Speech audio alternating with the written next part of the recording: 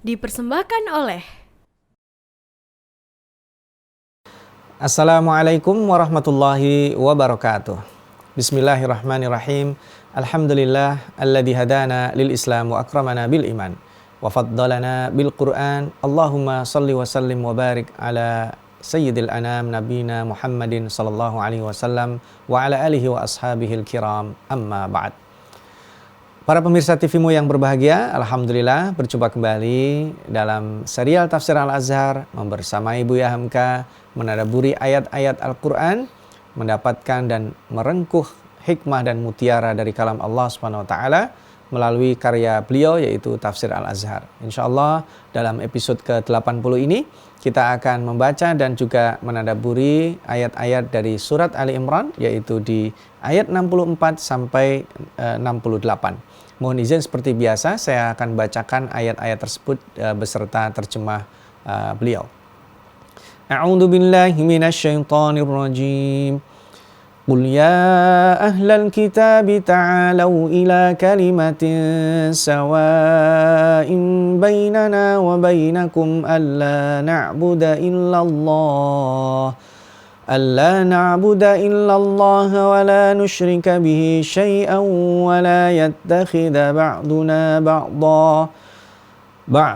بعضا أربابا من دون الله فإن تولوا فقولوا اشهدوا بأننا مسلمون يا أهل الكتاب لم تحاجون في إبراهيم وما أنزلت التوراة والإنجيل إلا من بعده أفلا تعقلون ها أنتم هؤلاء حاججتم فيما لكم به علم فلم تحاجون فيما ليس لكم به علم والله يعلم وأنتم لا تعلمون ما كان إبراهيم يهوديا ولا نصرانيا ولكن كان هنيفا مسلما وما كان من المشركين إن أولى الناس بإبراهيم للذين اتبعوه وهذا النبي والذين آمنوا والله ولي المؤمنين.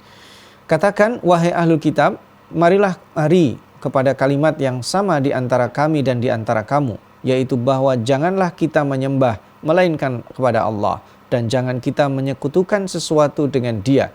Jangan menjadikan sebagian dari kita akan sebagian dari Tuhan-Tuhan selain Allah.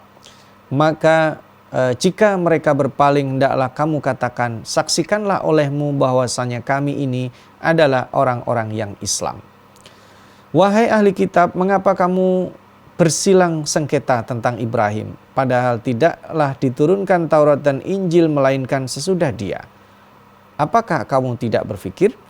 Ingatlah, kamu ini adalah orang-orang yang pernah berbantah-bantahan dari hal yang ada pengetahuan kamu padanya. Tetapi sekarang, mengapa kamu berbantah-bantahan dalam hal yang tidak ada pengetahuan kamu padanya? Dan Allah mengetahui, sedang kamu tidaklah mengetahui. Bukanlah Ibrahim itu seorang Yahudi dan bukan pula seorang Nasrani, akan tetapi adalah seorang yang bersih dari kesesatan, lagi Muslim, dan tidaklah dia dari orang yang mempersekutukan, bukan orang musyrik. Sesungguhnya manusia yang paling dekat kepada Ibrahim adalah orang-orang yang menurutkan dia dan Nabi ini dan orang-orang yang beriman, dan Allah adalah pembela dari orang-orang yang beriman. Para pemirsa, setelah pada bahasan sebelumnya terkait dengan mubahalah, maka di sini ada uslub talqin yang juga menyeru dan membimbing Nabi Muhammad juga beserta para sahabat pada waktu itu untuk menyampaikan dakwanya kembali kepada ahli kitab. Makanya disebut dengan kalimatin sawa. Kalimatin sawa ini menarik ya, istilah kalimatin sawa. Ya, sesungguhnya ini adalah sama. Mau Nabi Isa, mau Nabi Adam, Nabi Nuh, Nabi Sulaiman, Nabi apapun, ini punya dakwah namanya kalimatin sawa. Apa kalimatin sawa? Apa misi yang sama yang dibawa oleh para nabi? Adalah alla na'budu illallah, hanya menyembah Allah dan tidak menyekutukan Dia. Nah, setelah pendirian atau akidah tentang siapa Nabi Isa, bagaimana dilahirkan itu dijelaskan, maka Rasul mengajak mubahalah, dan ketika itu juga mereka menolak, tetap sampaikan lagi supaya ini terus menjadi hal yang terngiang-ngiang dan dipercaya bahwa wahai ahli kitab kemari. Nah, kalimatin sawa ini menandakan bahwa titik persamaan itu diutamakan. Jadi ada titik persinggungan persamaan, sama-sama menyembah Allah. Tapi ada titik persimpangan, Allah punya putra namanya Isa. Sementara kita tidak demikian. Nah, ini titik persimpangan itu disebutkan pada kalimatin sawa, harusnya itu tidak ada. Dan ini tidak dipahami sebagai sebuah pemaksaan, karena kalimatin sawa tidak menjadikan sesembahan selain Allah, bahkan juga tidak menjadikan sebagian dari kita melebihi yang lainnya dan dikatakan arbabam min dunillah. Karena pada prakteknya, karena nanti ada orang-orang yang sakralnya itu dianggap melebihi manusia dan bahkan mungkin menjadi kaki tangan Tuhan, ya, naudzubillahi min dzalik. Seorang rasul, siapapun itu, orang yang paling dicintai Nabi Allah Subhanahu wa taala yaitu Nabi Muhammad, dia tidak lebih kecuali sebagai hamba Allah.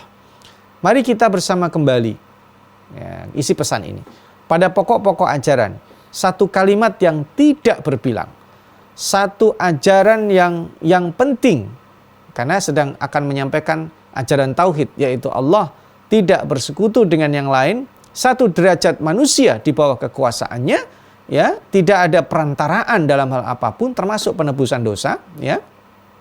Ini adalah sumber kekuatan kami dan juga sumber kekuatan kamu. Nah, ini ajakan. Kepada mereka yang menegakkan syariat Musa, menamai diri mereka orang Yahudi, kami serukan. Kepada mereka yang menegakkan syariat Nabi Musa, sudah mendapatkan hukum itu ada pada Taurat. Sementara yang mereka pun sudah dibawakan Injil oleh Nabi Isa alaihissalam. Kepada orang Nasrani diserukan, marilah kemari pada kalimat satu di antara kita. Nah, inilah hidup yang kekal yang juga akan mengekalkan mereka. Ini ada beberapa poin penting ajaran-ajaran yang dibuka oleh Buya Hamka di sini dari beberapa nukilan dari perjanjian baru. Bagaimana cara kita mendakwahkan itu kepada non-muslim, apakah itu termasuk salah segmen atau tidak toleran, sikap yang kita bisa belajar dari Buya Hamka. Tapi kita perlu jeda sejenak dengan yang berikut ini. Para pemirsa, ajakan pada ahli kitab ini bukan berarti kita menyampaikan Islam kepada orang yang sudah punya keyakinan. Ini yang disebut dengan berdakwah, dan ini ada caranya. Makanya tadi setelah menyebut kalimatin sawa, Buya Hamka menyebut begini, mari kita berjabat tangan. Mari kita berjabat tangan karena kita telah mula bertemu. Masya Allah. Kami orang Islam mengakui Yesus Kristus atau Isa sebagai pesuruh dan utusan Allah. Sebagaimana kami juga tahu Musa adalah pesuruh atau utusan Allah. Dan yang mengutusnya adalah sama, yaitu Allah. Jadi ada titik temu kalimatin sawa di sini. Kalau saudara-saudara kita kembali pada kalimatin sawa bainana, kata yang sama di antara kita, dengan sendirinya perselisihan itu akan selesai. Tapi problemnya kan tidak demikian. Baik orang Yahudi maupun orang Nasrani tidak berhenti pada menyembah Allah. Tapi mereka punya keyakinan yang lain, ada keyakinan lain yang cukup penting menjadi dasar-dasar akidah. Kalau sudah di situ, kita tidak akan bisa memaksa mereka. Disitulah titik poin, jangan sampai kita dibenturkan. Pada poin yang kalau kita memahami esensi dari dakwah tauhid ini berpegang teguh pada kalimatin sawa. Kalau disebut sebagai agama Ibrahim, sebagaimana tadi disampaikan ya, mereka itu punya keyakinan, ada istilah agama Abraham. Nah, apa sebenarnya Abraham itu? Kenapa dipakai ada Abraham? Karena mereka ingin mengambil titik temunya. Lalu kemudian ingin menjadikan sebenarnya kita sih sama aja kok, cuman beda sedikit saja. Oh tidak, Ibrahim itu bukan Yahudi, bukan Nasrani, tapi Nabi Ibrahim orang yang tidak menyekutukan Allah. Bagaimana mungkin Nabi Ibrahim mengetahui tentang Taurat, mengetahui tentang Injil, Sedangkan Taurat dan Injil itu diturunkan setelah wafatnya Nabi Ibrahim. Jadi akan sangat paradoks sekali kalau klaim misalnya ajakan pada, karena sekarang sedang gencar-gencarnya pada ajakan pada dialog Abrahamic ya, religion. Sebenarnya kalau dialog itu dilakukan pada tempatnya dengan cara yang ma'ruf, it's okay. Tapi dikhawatirkan dialog-dialog tersebut itu ada motif-motif politis yang digunakan untuk kepentingan-kepentingan politis lainnya, terutama untuk mereduksi nilai-nilai perjuangan dan entitas umat Islam yang saat ini tertindas di mana-mana. Mohon izin kalau saya perlu tegaskan, entitas misalnya disebut saudara kita di Palestina yang saat ini masih stateless, tidak memiliki negara, sehingga perlawanan terhadap penjajahan itu hari ini akan dianggap sebagai tindakan terorisme, sebagai tindakan radikalisme, sebagai tindakan yang tidak toleran. Padahal itu case yang lain, ya, itu kasus yang sangat lain.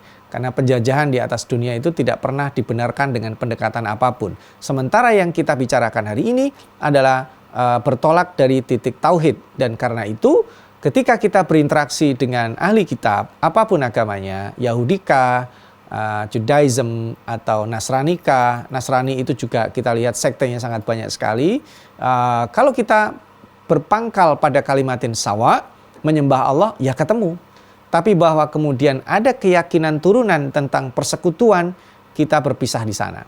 Dan kita tidak pernah memaksa siapapun untuk mengikuti akidah kita, tapi kita menyampaikan itulah titik militansi kita dalam memegang teguh akidah Allah Subhanahu wa taala. Maka ketika dikatakan dalam ayat 64, hendaklah kamu katakan, saksikanlah olehmu bahwasanya kami ini adalah orang-orang Islam. Washhad bi anna muslimun. Itu kan identitas. Jadi mohon maaf kalau saya katakan saya seorang muslim, itu bukan show up. Itu penting sekali. Dalam interaksi sosial, memperjelas identitas itu sangat penting. Kalau saya berbicara dengan orang dan orang itu jelas, itu dalam bersikap juga enak. Kalau saya berbicara dengan seorang laki-laki dan perempuan yang identitasnya jelas, itu enak. Bagaimana kalau ada orang di depan saya ini dia perempuan asli, atau mohon maaf, ini perempuan yang sebelumnya adalah laki-laki, maka akan sangat membingungkan. Ini yang di depan saya keyakinannya apa? Oh, ketika dia adalah orang muslim seperti saya, oh berarti sekarang kalau saat bulan Ramadan dia sedang puasa. Pada saat makan, saya akan mengajaknya pada makanan yang halal. Pada saat saya datang ke tempat yang non-muslim, saya tidak segan-segan akan mengatakan saya perlu makanan yang halal. Karena itu dijamin kebebasan di dalam melakukan agama. Maka pada poin ini, titik-titik yang sekarang kita bahas adalah bagaimana berinteraksi dan bersinggungan dengan ahli kitab. Buya Hamka menjelaskan titik poin penting ini dengan istilah jabat tangan atau kalimatin sawa tadi itu. Nah ini dalam pendekatan bernegara, Muhammadiyah yang saat ini menyebut negara kita adalah Darul Ahdi Wasyahadah, atau dalam terjemahan gampangnya, kita ini negara kesepakatan. Negara kesepakatan bukan berarti kita tidak menjalankan syariat, tetap menjalankan syariat, tetapi karena ada kultur, ada keragaman, keniscayaan berbeda, maka penting kita membuat kesepakatan, terutama dalam melaksanakan syariat dan ajaran agama kita. Ada berpegang teguh, tapi itu bukan dituduh melakukan radikalisme atau terorisme. Tapi justru orang yang berpegang teguh, yang faham agamanya dengan sebaik-baiknya, dia pasti bisa bertoleransi dengan orang-orang yang berbeda keyakinan. Akidah menuhankan peraturan pendeta, itu juga ada pada sebagian mereka, yang kemudian menimbulkan pertentangan hebat di antara pemeluk Kristen Katolik dan Kristen Protestan. Itu juga terjadi pada faktanya, mereka berselisih di antara mereka. Dan karena itulah Allah peringatkan dengan peraturan Rasulnya di ayat yang pertama mengajak kita, mari kembali pada pokok ajaran agama dan jangan pernah berpaling karena itu akan menimbulkan kesesatan. Dan ketika kita mengatakan fashhad, saksikan, saya adalah orang yang beriman, ini penegasan pendirian bentuk penyerahan diri kepada Allah saja. Jadi ini bukan klaim politis, tapi memang bi anna muslimun, kami itu berserah diri kepada Allah, tidak mencari apa-apa. Insya Allah kita akan lanjutkan kembali setelah jeda singkat berikut. Para pemirsa, kita lanjutkan. Ada satu hal yang menarik. Saya tertarik dengan apa yang ditulis Buya Hamka. Buya Hamka memberi subjudul begini, Surat Rasulullah kepada Heraklius. Subhanallah. Berarti beliau melakukan dakwah secara politis. Dan dakwah ini sudah lintas. Artinya dakwah ini dilakukan secara global. Bukan berdakwah kepada Quraisy lagi, bukan berdakwah kepada Bani Ghatafan, berdakwah kepada kabilah-kabilah yang ada di negara Arab, tapi sudah melintasi. Dan itu adalah representasi negara adidaya pada waktu itu ya. Di bawah subjudul Surat Rasulullah kepada Heraklius ya. Ayat ini pula lah yang menjadikan Rasulullah menjadi alasan surat beliau. Ketika beliau berkirim surat menyeru dakwah kepada Heraklius, Raja Romawi di Syam, supaya dia sudi memeluk Islam. Suratnya bunyinya begini. Bismillahirrahmanirrahim, dari Muhammad Abdullah wa Rasuluh. Abdillah ya, hamba Allah dan utusannya. Kepada Kaisar Heraklius yang agung, orang agung bangsa Romawi, selamatlah atas barang siapa yang sudi mengikuti kebenaran. Amma ba'du, maka dengan ini aku mengajak engkau untuk membawa seruan Islam. Islamlah supaya engkau selamat dan Allah akan memberikan pahalanya. Dan engkau atas engkau 2 kali.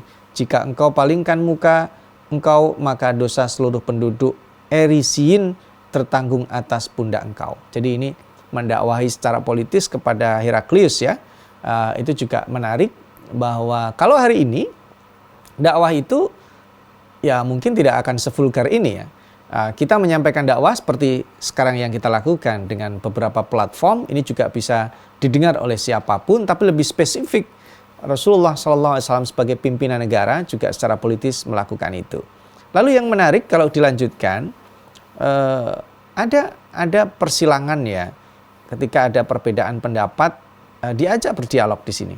Wahai ahli kitab, kenapa kamu bersilang sengketa tentang Ibrahim? Ya, ini kembali kepada tadi, agama Ibrahim itu apa? Ya, kalau kita mendapatkan tantangan atau mendapatkan challenge, kita dialog aja sebagai agama Abraham.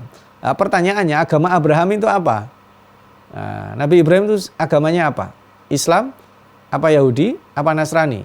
Biasanya yang mengajak itu, ya enggak, kita agamanya satu. Ya satu itu apa? Nah, kalau pada ranah akademik, kita berdialog, kita akan mempertahankan. Ibrahim itu, maka Ibrahimu Yahudiyan, wala Nasraniya, walakin kana hanifan, muslima. Jadi Nabi Ibrahim itu muslim. Kita harus tegaskan karena dia beragama tauhid. Ya, logikanya nggak mungkin dong Nabi Ibrahim menerima Taurat, Nabi Ibrahim menerima Injil. Itu kan diturunkan pada Nabi Musa dan Nabi Isa, dan itu jauh datang setelah Nabi Ibrahim wafat. Nah makanya bagaimana kamu katakan dia anak Yahudi dan Nasrani? Padahal kedua agama yang kamu dakwahkan itu baru ada setelah beliau meninggal dunia. Bagaimana kamu katakan Yahudi dan Nasrani? Padahal pendirian pegangannya berbeda dari perbedaan siang dan malam dengan kedua agama yang kamu katakan itu. Ibrahim sebagai nenek dari 2 cabang bangsa Semit ya, Bani Israel dan Bani Ismail dari Arab, itu dikenal. Sebab itu masing-masing hendak meraih Ibrahim pada pihaknya. Karena Nabi Ibrahim itu kan pangkalnya, baik dari Bani Ismail yang yaitu nanti menjadi Nabi Muhammad dan orang-orang Arab, atau Bani Ishak yang terus dari Yakub, Bani Israel dan kalangan nabi-nabi dari mereka, sehingga ada kecemburuan di sini. Maka sesungguhnya beragama itu tidak bisa berdasarkan ini klannya ini klannya ini, saya ngeblok ini, saya ngeblok ini, tapi pada apa yang dibawa. Nah ini dikala Nabi Muhammad SAW hidup, yang menerima pendiriannya sehingga beliau pernah dibakar meruntuhkan berhala, ini Nabi Ibrahim ya. Kisah Nabi Ibrahim. Nabi Ibrahim itu memperteguhkan ajaran agamanya sampai rela dibakar. Ya. Sampai rela dibakar. Meninggalkan negeri tumpah darahnya karena tidak disukai, terancam dirajam. Beliau lebih memilih meninggalkan tempat itu. Dan Nabi ini adalah orang-orang yang beriman. Ini kalau di akhir ayat, maka orang yang paling berhak untuk intisab, untuk mengikuti Ibrahim, ya orang yang seakidah dengan itu. Maka penegasan di akhir ayat, sesungguhnya manusia yang paling dekat dengan Ibrahim yang menurutkan dia, yang mengikuti dia siapa? Yaitu orang yang beriman. Orang-orang yang beriman yang akan mengikuti Nabi Ibrahim, yaitu mentauhidkan Allah. Para pemirsa, tanpa terasa kita harus sudahi majelis ini, tapi sebelum kita beranjak dari majelis ada takeaway lesson penting. Yang pertama, kita perlu menyampaikan kalimatin sawa, titik temu. Titik temu dalam agama-agama ini adalah mengesahkan Allah. Kalaupun titik temu itu tidak berhasil, titik temu agama itu kita bertuhan. Nah, ini kadang perlu untuk kita sampaikan supaya masing-masing kita punya syariat kebaikan yang kita gunakan untuk merajut kebaikan bangsa ini. Jika ada titik perbedaan pada pangkal akidah, ya kita diskusi saja. Kalau pada akhirnya tidak ketemu, nilai-nilai kebaikan universal itu yang akan kita jadikan pegangan dalam membangun bangsa kita. Karena bangsa ini adalah berdasarkan negara kesepakatan menurut Muhammadiyah, yaitu Darul Ahdi Wasyahadah. Dan dengan kesepakatan itulah kita akan membangun kebaikan-kebaikan. Jika ada perbedaan, kita toleran. Dan terakhir, yang kedua sebagai warning bahwa Ibrahim tidak pernah bisa diklaim sebagai induk dari agama-agama ini. Karena kalau dianggap induk berarti yang di bawahnya itu sama dong. Sementara itu berbeda. Kalau ada kalimatin sawa, punya Tuhan, ya. Tapi pada pangkal perbedaannya, ada perbedaan itu tidak bisa kita sembunyikan. Kalau mencari titik pangkal kemanusiaan, bukan hanya agama-agama Yahudi dan Nasrani, agama lain juga punya titik kebaikan. Kalimatin sawa, kita jabat tangan.